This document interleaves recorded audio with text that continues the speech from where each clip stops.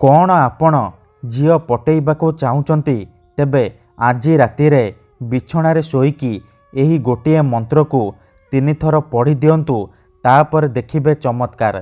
सकाळ हेबा मात्रे से झील निजे आपण को फोन करिबो नहेले निजे आसी आपणक सहित कथा हबो। आपण को न देखी गोटे मुहूर्त भी रही परिबनी। एही वशीकरण साहाय्य आपण सुंदरी पड़िशा घर भाउज को मध्य निज बसरे करिपारिबे आउ ताठारु निजर मन मुताबक काम हासिल करिपारिबे। सबुठारु सरल एही वशीकरण। एथिपाई आपणकु कोनोसी प्रकार कष्ट काम करिबाकू पड़िबनी। केवल जेतेबेले आपण रातिरे शोइबा पई जिबे निज बिछणारे शोईकी एही गोटिए मंत्र को 3 थर पढ़ी देबे तापर देखिबे चमत्कार।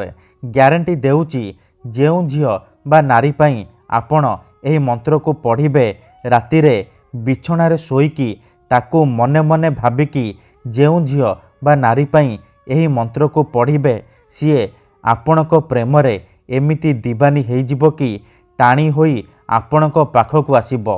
राति दिन आपणक कथा भाबिबो आपणकू न देखी रही परिबनी। नमस्कार फ्रेंड्स, ओडिया फंडा चैनल को आपण मानकू स्वागत। आजिर एही वशीकरण प्रचंड महाशक्तिशाली वशीकरण किंतु सबुठारु सहज घरेई वशीकरण। एहाकू केउ भी पुओ बा झियो अति सहजरे करि परिबे।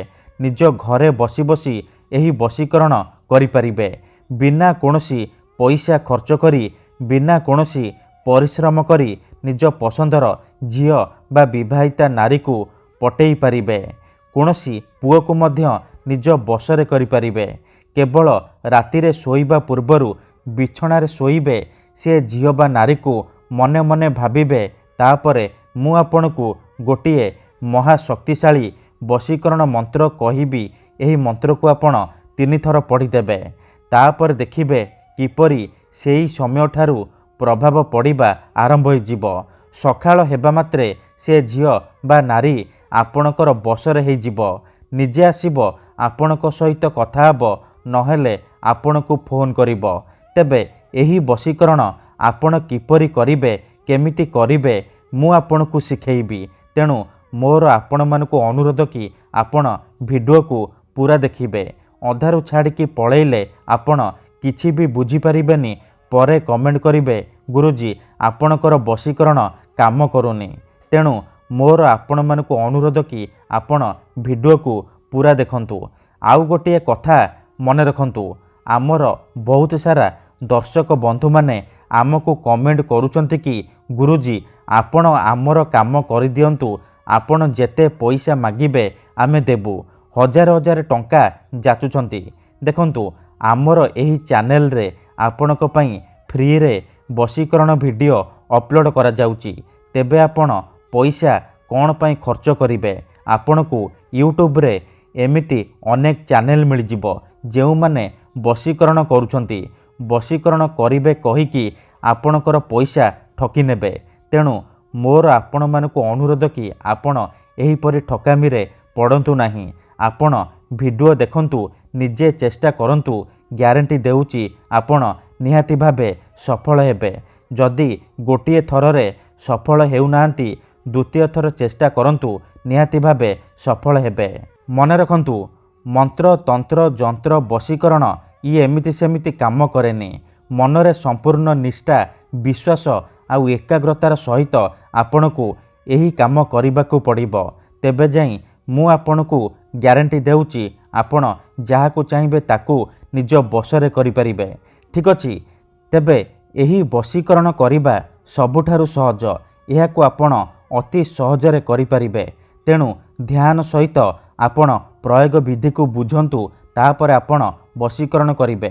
मने रखंतु, एही वशीकरण आपण केउ भी बाररे करि परिबे किंतु जेबे भी करिबे रातिरे शोइबा पूर्वरु करिबे आउ लगातार 3 दिन पर्यंत रातिरे शोइबा पूर्वरु करिबे। निज बिछणारे शोईकी आपण एही मंत्र को 3 थर पढ़ी देबे। जेतेबेले आपण रातिरे शोइबा पई जिबे भल भाबरे हाथ गोड़ मुह धोईकी सफा वस्त्र पिंधिकी निज बिछणा उपरे शोई पड़िबे। पूर्व दिगकू मुंड करिकी शोइबे। ତାପରେ ଆଖି ବନ୍ଦ କରିକି ସେଇ ଝିଅ ବା ନାରୀକୁ ମନେ ମନେ ଭାବିବେ, ତାର ମୁହଁକୁ ନିଜ ମନରେ ଭାବିବେ। ତାପରେ ଏହି ମନ୍ତ୍ରକୁ 3 ଥର ପଢ଼ିଦେବେ। ଓମ୍ ନମ କାମାକ୍ଷା ଦେବୀ ଆମୁକଂ ମେ ବଶ୍ୟମ୍ କୁରୁ କୁରୁ ସ୍ୱାହା। ଏଠାରେ ଆମୁକଂ ଜାଗାରେ ଆପଣ ସେଇ ଝିଅ ବା ନାରୀର ନାମ କହିବେ ଯାହାକୁ ଆପଣ ନିଜ ବଶରେ କରିବାକୁ ଚାହୁଁଛନ୍ତି। ମନ୍ତ୍ରକୁ ଆପଣ ଏହିପରି 3 ଥର ପଢ଼ିଦେବେ। 3 ଥର ମନ୍ତ୍ର ପଢ଼ି ସାରିବା ପରେ ପବନରେ ଗୋଟିଏ ଥର ଫୁଙ୍କିଦେବେ। ତାପରେ ଆପଣ ଶୋଇପଡ଼ିବେ। ପ୍ରଥମ ଦିନରୁ ହିଁ ପ୍ରଭାବ ପଡ଼ିବା ଆରମ୍ଭ ହୋଇଯିବ। ସେ ଝିଅ ବା ନାରୀ ଆପଣଙ୍କୁ ଦେଖିବା ମାତ୍ରେ ନିଜେ ଆସି ଆପଣଙ୍କ ସହିତ କଥା ହେବ। କିନ୍ତୁ ମନେ ରଖନ୍ତୁ, ଏହି ବିଧିକୁ ଆପଣ ଅଧାରୁ ଛାଡ଼ିବେନି। ଲଗାତାର 3 ଦିନ ପର୍ଯ୍ୟନ୍ତ ରାତିରେ ଶୋଇବା ପୂର୍ବରୁ ବିଛଣା ଉପରେ ଶୋଇକି ଏହି ଗୋଟିଏ ମନ୍ତ୍ରକୁ 3 ଥର ପଢ଼ିଦେବେ। ତାପରେ ଦେଖିବେ କିପରି ସାରା ଜୀବନ ପାଇଁ ସେ ଝିଅ ବା ନାରୀ ଆପଣଙ୍କର ବଶରେ ହୋଇଯିବ। ମନେ ରଖନ୍ତୁ, ମନରେ କୌଣସି ଖରାପ ଉଦ୍ଦେଶ୍ୟ କିମ୍ବା କୌଣସି ଖରାପ କାମ ପାଇଁ ଆପଣ ଏହି ବଶୀକରଣକୁ ପ୍ରୟୋଗ କରିବେନି। ଧନ୍ୟବାଦ।